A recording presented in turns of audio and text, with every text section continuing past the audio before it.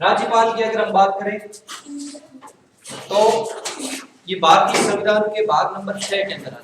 भाग नंबर 5 हमने कंप्लीट पढ़ लिया है, जिसमें हमने पढ़ा संघ की कार्यपालिका, संघ की व्यवस्थापिका और संघ की न्यायपालिका।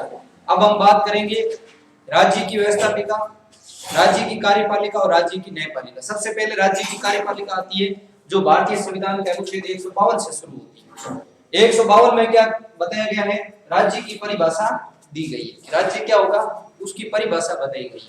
और 153 में राज्य की जितनी भी जो शक्तियां होती हैं, जिसे अपन कहते हैं अनुच्छेद 153, जहां पर राज्यपाल का पद निर्धारित किया गया, और अनुच्छेद 154 में क्या कर दिया कि राज्य की समस्त शक्तियां राज्यपाल के नाम से होगी और राज्यपाल उन शक्तियों का प्रयोग अपने अधीनस्थों के सहयोग से संविधान के अनुसार करेगा।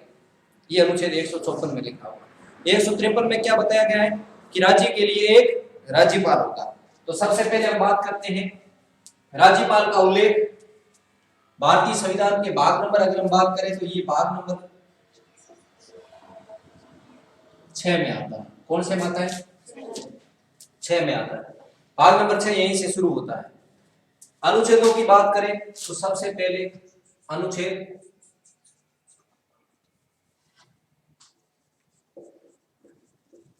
अनुच्छेद 153, इसमें क्या बात लिखी गई है कि प्रत्येक राज्य के लिए एक राज्यपाल होगा।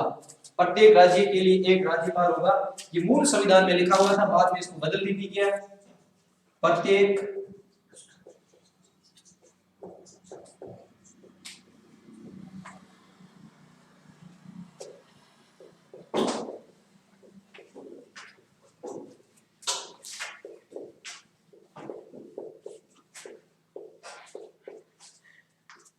प्रत्येक राज्य के लिए एक राज्यपाल होगा। ये बात कौन सा अनुच्छेद कह रहा है? अनुच्छेद 153। यानी कहने का मतलब ये हो गया कि राज्यपाल के पद का उल्लेख कौन से अनुच्छेद में देखने को मिलेगा आपको? तो भारतीय संविधान के अनुच्छेद 153। अगर आपको प्रश्न पूछ लिया जाए कि भारत के लिए एक राज्यपाल होगा, ये कौन सा अनुच्छेद, कौन से अनुच्छेद में इसका प्रावधान किया गया है, तो आपका आंसर आना चाहिए अनुच्छेद 153। अब क्या हुआ आगे देखिए, भारतीय संविधान के अंदर 7वां संविधान संशोधन, कौन सा? 7वां संविधान संशोधन, जो कब हुआ था? 1956 के अंदर हुआ था। 1956 के द्वारा क्या कर दिया गया कि एक व्यक्ति एक से अधिक राज्यों का राज्यपाल हो सकता है। 7वां संविधान संशोधन 1956 के द्वारा एक व्यक्ति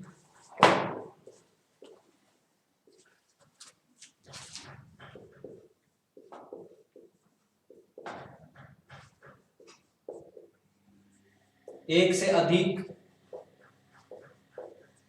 राज्यों का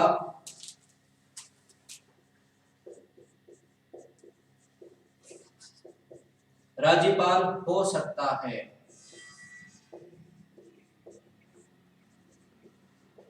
तो मूल संविधान में क्या था कि प्रत्येक राज्य के लिए एक राज्यपाल होगा, लेकिन बाद में संविधान में क्या किया?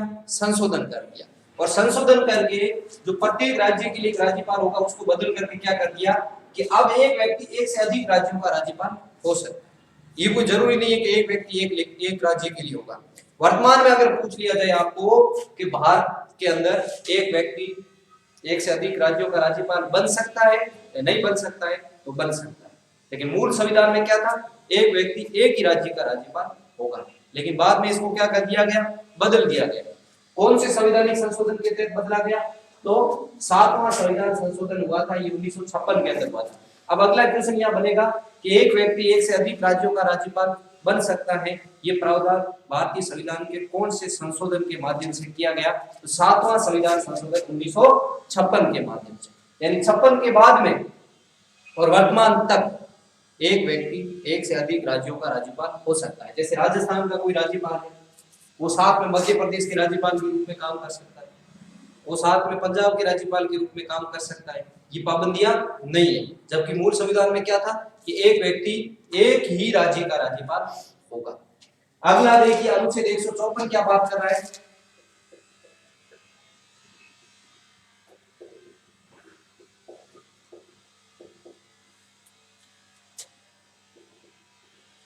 राज्य की समस्त कार्यपालिका शक्ति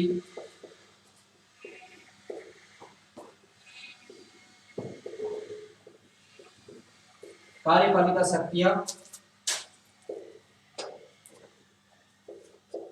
राज्यपाल के नाम से होगी।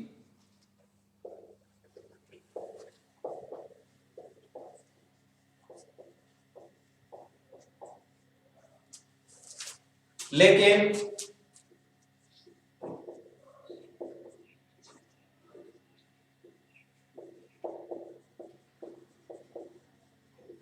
राज्यपाल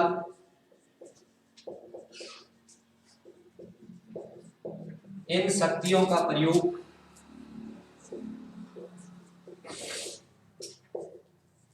अपने अधीन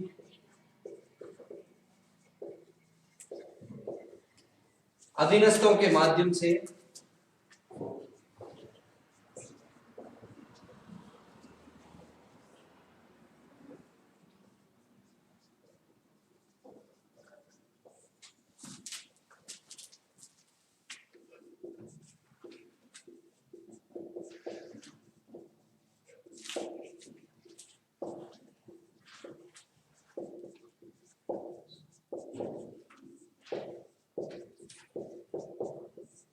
अब देखिए अनुच्छेद 154 की बात कि राज्य की जितनी भी समस्त कार्यपालिका शक्तियां वो किसके नाम से होगी? राज्यपाल के नाम से होगी। लेकिन राज्यपाल इन शक्तियों का प्रयोग स्वयं नहीं करेगा। जब राज्यपाल इन शक्तियों का प्रयोग स्वयं नहीं करेगा तो किसके सहयोग से करेगा? तो अपने अधीनस्थों के माध्यम से। यानी राज्यपाल के अधीन कौन होती है? राज्य की मंत्री परिषद आती है। जिस प्रकार आपने भारतीय संविधान का अनुच्छेद 53 पढ़ा था, नहीं पढ़ा था? उसमें क्या था? राष्ट्रपति की कार्यपालिका शक्तियां आई थी। राष्ट्रपति की कार्यपालिका शक्तियों में हमने क्या पढ़ा कि देश की जितनी भी कार्यपालिका शक्तियां वो राष्ट्रपति के नाम से होगी, लेकिन राष्ट्रपति इन शक्तियों का प्रयोग नहीं करेगा। राष्ट्रपति इन शक्तियों का प्रयोग अपने अधीनस्थों के माध्यम से या सहयोग से करेगा। वही सेम टू सेम पावर यहाँ पर आएगी। वो केंद्र की समस्त कार्यपालिका शक्ति थी, ये राज्य की कार्यपालिका शक्ति। बात वही है, फर्क नहीं है। राष्ट्रपति भी मंत्री परिषद यानी केंद्र की जो मंत्री परिषद होती है उनकी सलाह से उन शक्तियों का प्रयोग कर रहा था, और राज्यपाल है वो राज्य के मंत्री परिषद के सहयोग से काम करेगा। राज्य में भी मंत्री परिषद होती है, केंद्र में भी मंत्री परिषद होती है। तो राष्ट्रपति केंद्र की मंत्री परिषद के सहयोग से काम करता है और राज्यपाल राज्य के मंत्री परिषद के सहयोग से काम करेगा। तो यहां तक आ गया समझ में? किसी को कोई समस्या नहीं? देखिए 153 में पद, 154 में राज्यपाल की कार्यपालिका शक्तियां। अब कार्यपालिका शक्तियां में जितनी भी महत्वपूर्ण नियुक्तियां होती है आगे अलग से पढ़ेंगे कि कौन कौन सी राज्यपाल की कार्यपालिका शक्तियां होती है। जिस प्रकार आपने पढ़ा कि राष्ट्रपति प्रधानमंत्री की नियुक्ति करता नहीं करता, उसी प्रकार राज्यपाल किसकी करेगा? मुख्यमंत्री की करेगा। जिस प्रकार आपने पढ़ा कि प्रधानमंत्री के कहने पर राष्ट्रपति अन्य मंत्रियों की नियुक्ति करता है, उसी प्रकार आप पढ़ोगे कि मुख्यमंत्री के कहने पर राज्यपाल अन्य मंत्रियों की नियुक्ति करता है। जिस प्रकार आपने पढ़ा कि राष्ट्रपति किसकी नियुक्ति करता है? महान्यायवादी की नियुक्ति करता है, उसी प्रकार आप पढ़ोगे कि राज्यपाल एवं महाधिवक्ता की नियुक्ति करता है। जिस प्रकार आपने पढ़ा कि सर्वोच्च और उच्च न्यायालय के न्यायाधीशों की नियुक्ति राष्ट्रपति करता है, उसी प्रकार जिला न्यायालयों के न्यायाधीशों की नियुक्ति कौन करता है? राज्यपाल करता है। जिस प्रकार आपने पढ़ा संघ लोक सेवा आयोग के अध्यक्ष और सदस्यों की नियुक्ति राष्ट्रपति करता है, उसी प्रकार राज्य लोक सेवा आयोग के अध्यक्ष और सदस्यों की नियुक्ति कौन करेगा? राज्यपाल। जिस प्रकार आपने पढ़ा कि संघ वित्त आयोग के अध्यक्ष और सदस्यों की नियुक्ति राष्ट्रपति करता है, उसी प्रकार राज्य वित्त आयोग के अध्यक्ष और सदस्यों की नियुक्ति कौन करेगा? राज्यपाल करेगा। इस तरीके से महत्वपूर्ण बात है। तो राष्ट्रपति और राज्यपाल में ज्यादा फर्क नहीं है। आगे जब भी क्लास होगी अपन इन तीनों को साथ लेके चलेंगे, राष्ट्रपति, उपराष्ट्रपति और राज्यपाल, क्योंकि इनमें लगभग सेम है। जिस प्रकार राष्ट्रपति की भूमिका केंद्र में होती है, उसी प्रकार राज्य के अंदर भूमिका होती है राज्यपाल। बस फर्क इतना है कि राष्ट्रपति का क्या होता है? चुनाव होता है, जबकि राज्यपाल की क्या होती है? नियुक्ति। इतना फर्क है। ये केंद्र के प्रतिनिधि के रूप में ही राज्यों में काम करता है। अगली बात है, देखिए अनुच्छेद 155। इसमें क्या है कि राज्यपाल की नियुक्ति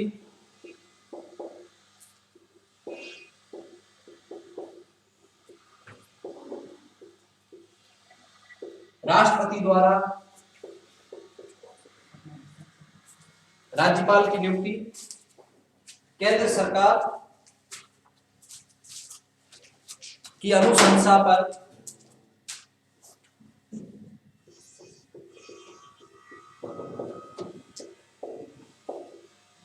केंद्र सरकार की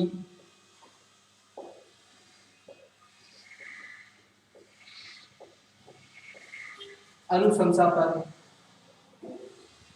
राष्ट्रपति द्वारा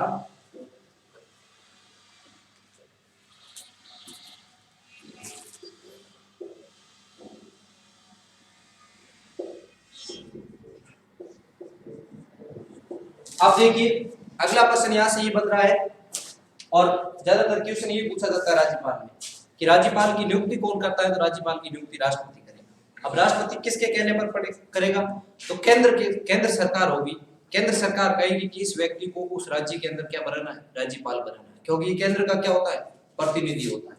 ये राज्य के अंदर क्या काम हो रहे हैं वो सारी केंद्र सरकार को बताने का काम करता है। केंद्र सरकार का ही आदमी होता है जो राज्यों के अंदर क्या करता है, सारी जानकारी उसको केंद्र सरकार के पास पहुंचाने का काम करता है। तो इसकी नियुक्ति तो राष्ट्रपति करेगा, लेकिन राष्ट्रपति किसके कहने पर करेगा, तो केंद्र सरकार अथवा केंद्र की जो मंत्री परिषद होती है उसके कहने पर ही राष्ट्रपति ये क्या करेगा, उस राज्य के अंदर राज्यपाल को नियुक्त करेगा। अब अगला बात है अनुच्छेद 156, इसमें क्या आ जाता है, इसका कार्यकाल आ जाता है कि राज्यपाल का कार्यकाल कितने वर्ष का होता है।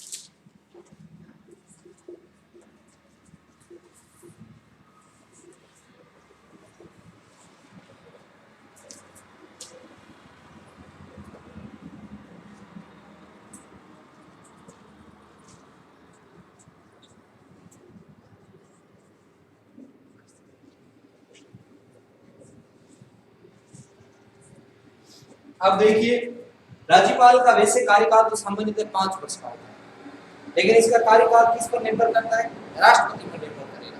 राष्ट्रपति चाहे तो 2 दिन बाद हटा सकता है, राष्ट्रपति चाहे तो 6 वर्ष बाद हटा सकता है, राष्ट्रपति चाहे तो कार्यकाल को और बढ़ा सकता है, 8 वर्ष बढ़ा सकता है, और राष्ट्रपति चाहे तो राज्यपाल के स्थानांतरण भी कर सकता है, दूसरे स्थान पर भी भेज सकता है, दूसरे राज्य में भी भेज सकता है। तो कहने का मतलब ये हो गया कि राज्यपाल का कार्यकाल किस पर निर्भर करेगा, राष्ट्रपति के ऊपर निर्भर करेगा।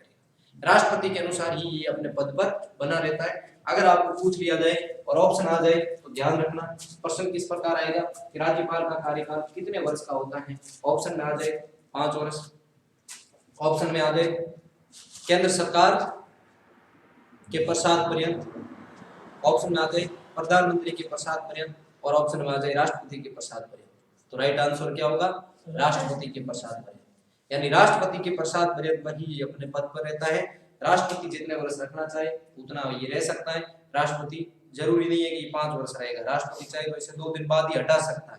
तो इसका कहने का मतलब हो गया कि राज्यपाल का कार्यकाल किस पर निर्भर करेगा, राष्ट्रपति के ऊपर निर्भर करेगा। तो ये महत्वपूर्ण अनुच्छेद 153, 54, 55 और 56। यहाँ तक आपको कोई समस्या हो तो बता सकते, कोई दिक्कत नहीं है तो आप इस चीज को लिखिए। उसके बाद में अपन बात करेंगे अनुच्छेद 157।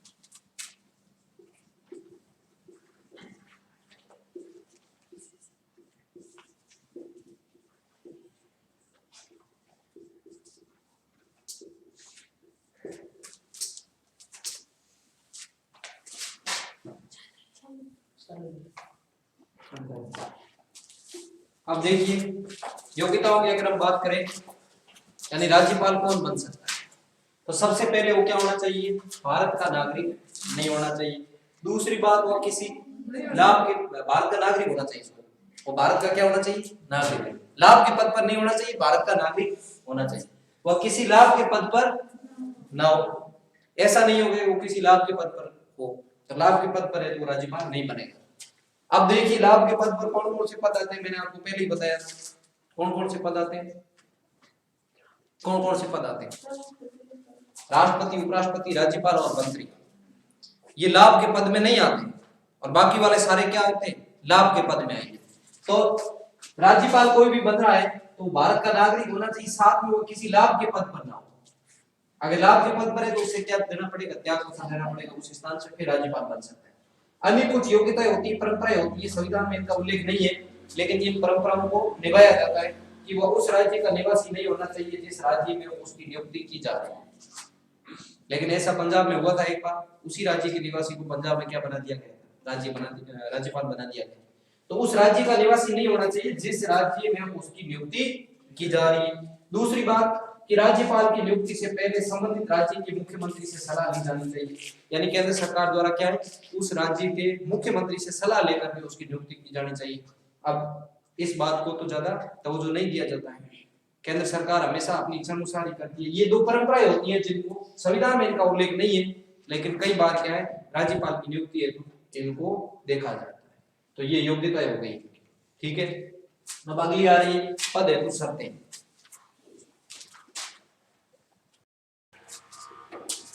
पहली शर्त क्या है, राज्यपाल के पद हेतु शर्तें, यानी जो राज्यपाल का पद होगा उसके लिए कुछ शर्तें निर्धारित की गई है। सबसे पहली शर्त यह है कि वह संसद या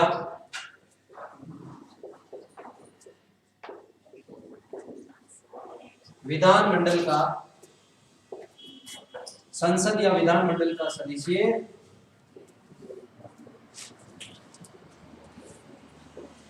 नहीं होगा। जो राज्यपाल होगा वो साथ में संसद या विधानमंडल का सदस्य नहीं रह सकता, एक काम करेगा। दूसरी बात, वह राज्यपाल के पद पर रहते हुए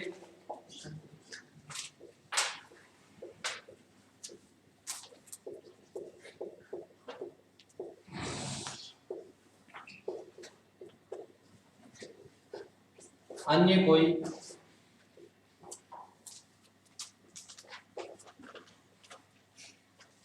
लाभ का पद धारण नहीं करेगा।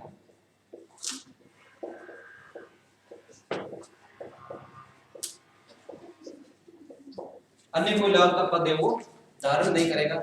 ये बात कौन से अनुच्छेद में 158, यानी राज्यपाल के पद हेतु शर्तें अगर आपको पूछ ली जाए कि राज्यपाल के पद हेतु क्या शर्तें होनी चाहिए, पूर्व शर्त, तो पहली शर्त ये है कि वो राज्यपाल बनेगा उससे पहले वो संसद या विधानमंडल का सदस्य नहीं होना चाहिए, अगर है तो उसे क्या करना पड़ेगा, त्याग पत्र देना पड़ेगा उस सदस्यता से।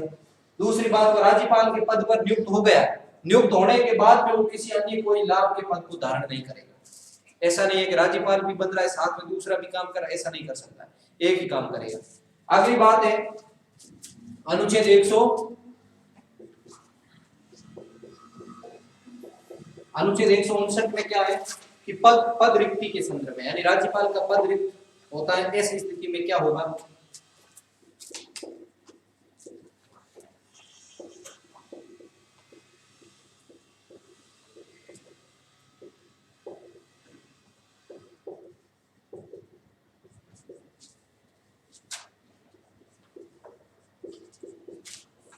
अगर राज्यपाल की मृत्यु या त्याग पत्र देने पर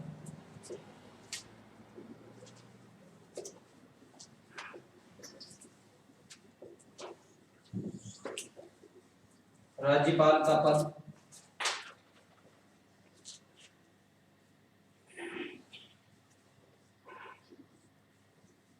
खाली हो जाता है,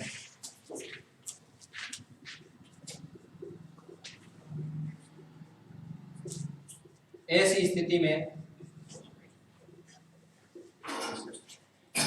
भारत का राष्ट्रपति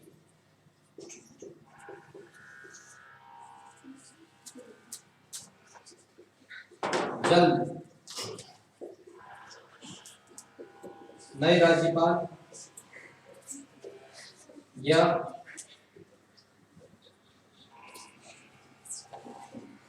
कार्यवाहक राज्यपाल की नियुक्ति करेगा।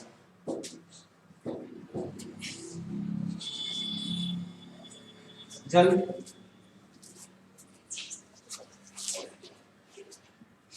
ऐसी स्थिति में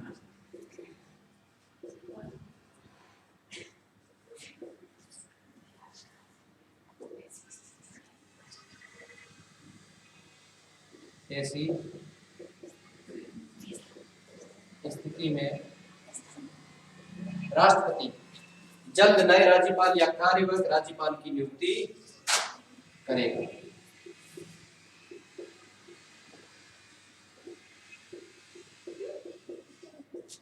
अगली बात, आकस्मिक पद रिक्त होने पर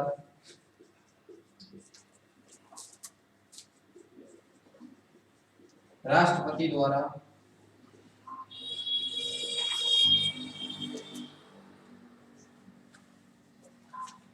उच्च न्यायालय के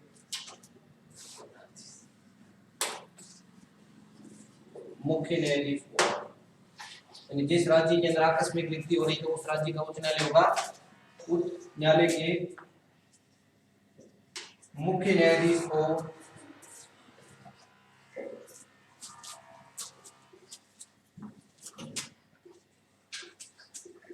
अस्थायी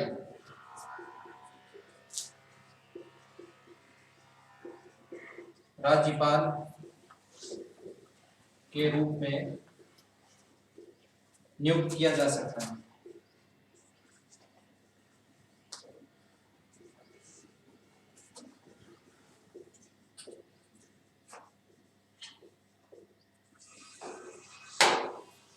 अस्थायी राज्यपाल के रूप में इसको क्या है, नियुक्त किया जा सकता है।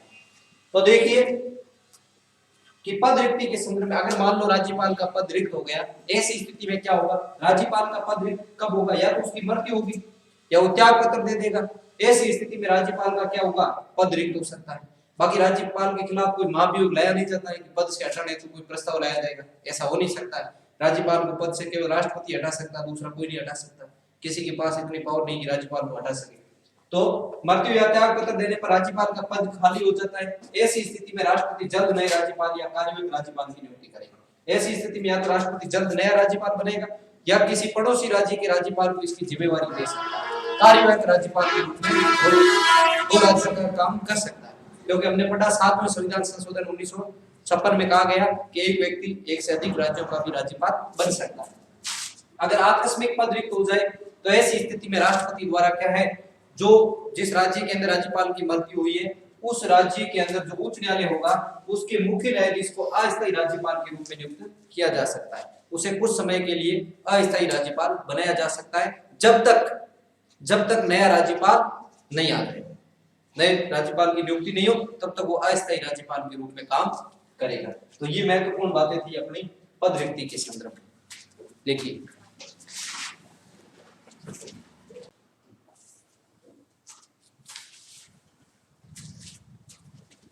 ये 160 हो गया पद रिक्ति के संदर्भ में। 159 है वो शपथ आएगा, शपथ एक बीच में छूट गया अभी हो जाएगा। 160 है वो पद रिक्ति के संदर्भ में, शपथ है वो 159 में, तो थोड़ा बीच में जगह छोड़ देना। अनुच्छेद 160 पद रिक्ति के संदर्भ, जिसे निर्वहन कहा जाता है।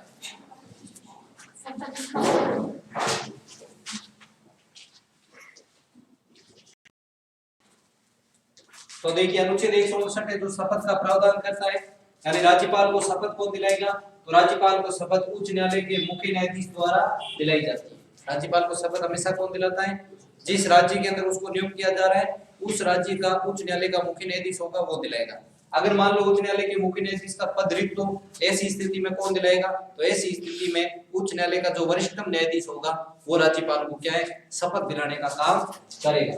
राज्यपाल संविधान की रक्षा हेतु, संविधान के संरक्षण हेतु और संविधान के प्रतिरक्षण की शपथ लेता है, क्योंकि राज्यपाल क्या है, राज्य में संवैधानिक रक्षा हेतु ही इसको बनाया जाता है। जिस प्रकार देश में संविधान की रक्षा करने की शपथ कौन लेता है, भारत का राष्ट्रपति लेता है, उसी प्रकार राज्यपाल भी संविधान की रक्षा हेतु काम करेगा। यानी कोई भी राज्य सरकार संविधान के खिलाफ नहीं जा सकती, इस हेतु इसकी नियुक्ति की जाती है। तो राज्यपाल हमेशा संविधान की रक्षा, संरक्षण और प्रतिरक्षण की शपथ लेता है। और अनुच्छेद 160 में यानी पद रिक्ति के संदर्भ में अगर राज्यपाल की मृत्यु हो जाए, त्याग पत्र देने पर राज्यपाल का पद खाली हो जाए, ऐसी स्थिति में राष्ट्रपति जल्द नए राज्यपाल या कार्यवाहक राज्यपाल की नियुक्ति करेगा। आकस्मिक पद रिक्ति होने पर राष्ट्रपति द्वारा उच्च न्यायालय के मुख्य न्यायाधीश को अस्थायी राज्यपाल के रूप में नियुक्त किया जा सकता है। तो ये थे हमारे राज्यपाल से संबंधित महत्वपूर्ण बातें। अगली क्लास में हम पढ़ेंगे कि राज्य, इसमें और बच गया थोड़ा वेतन त्याग पत्र, वो अभी बता देते हैं, जल्दी लिखो आप।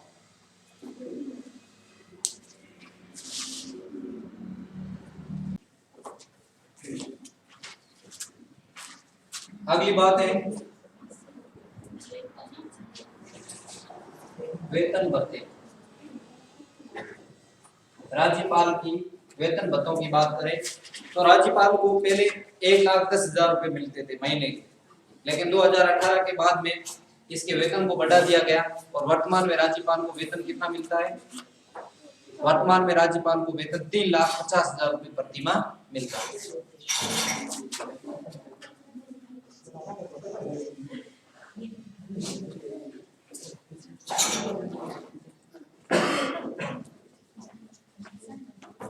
क्या समझ जाओगे 3.50 लाख मैंने क्यों लिखा, 3,50,000।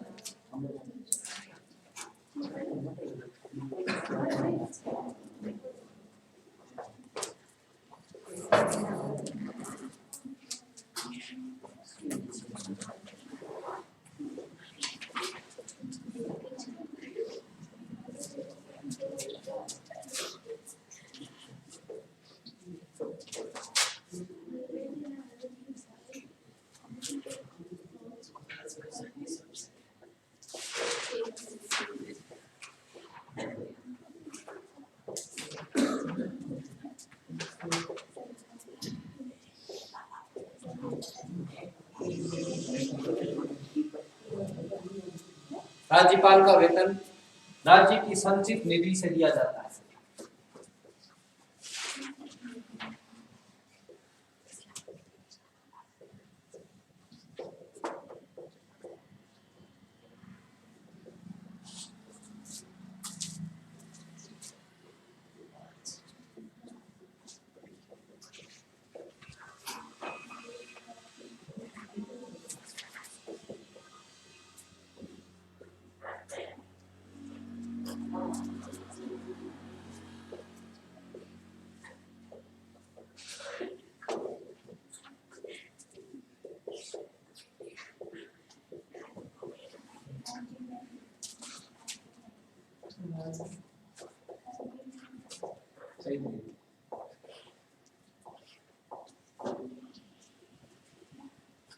पद पर रहते हुए राज्यपाल के वेतन में कटौती नहीं की जा सकती।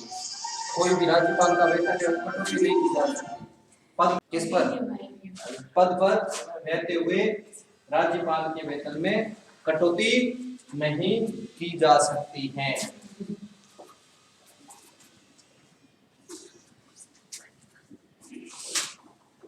अगली बात, राज्यपाल का वेतन संसद द्वारा निर्धारित किया जाता है।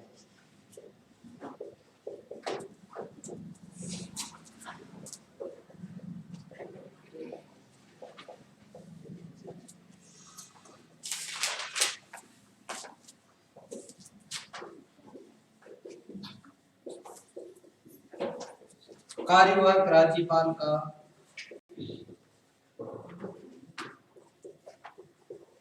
वेतन राष्ट्रपति द्वारा निर्धारित किया जाएगा।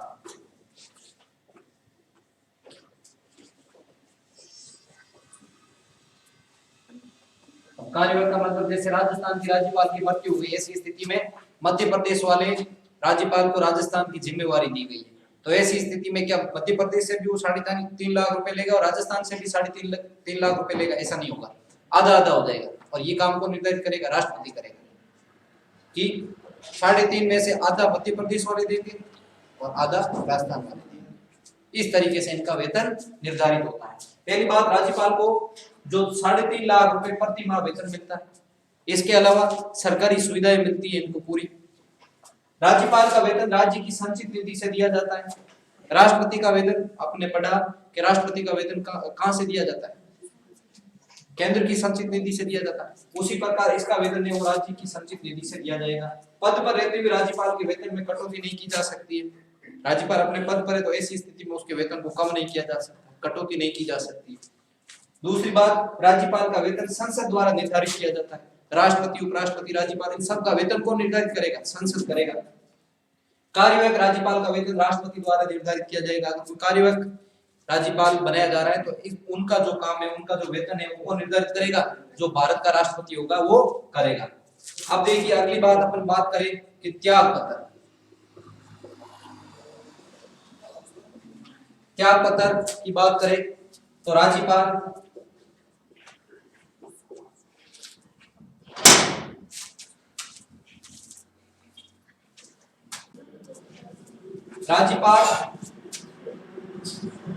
अपना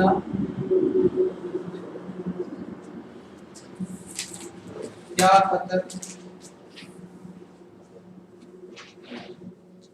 लिखित व हस्ताक्षरित रूप से राष्ट्रपति को सौंपेगा।